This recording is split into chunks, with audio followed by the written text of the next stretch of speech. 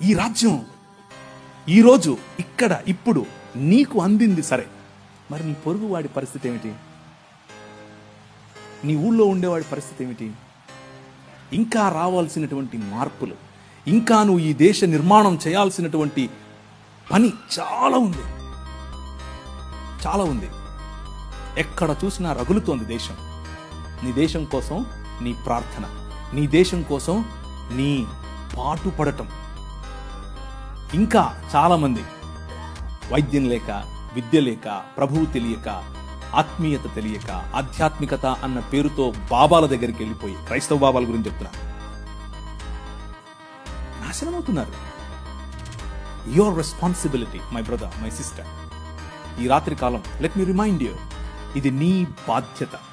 ఈ రాజ్య విస్తరణ నీ బాధ్యత. ఈ రాజ్య స్థాపన ఆయన బాధ్యత, స్థాపించాడు.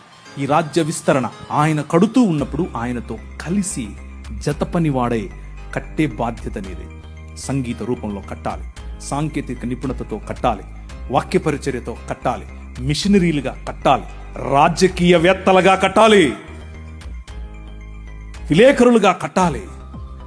ప్రతి రంగములో ఈ రాజ్యాన్ని స్థాపించి విస్తరింప చేయగల దేవుని ప్రజలు, దేవుని పౌరులు, దేవుని రాజ్య పౌరులు లేవా?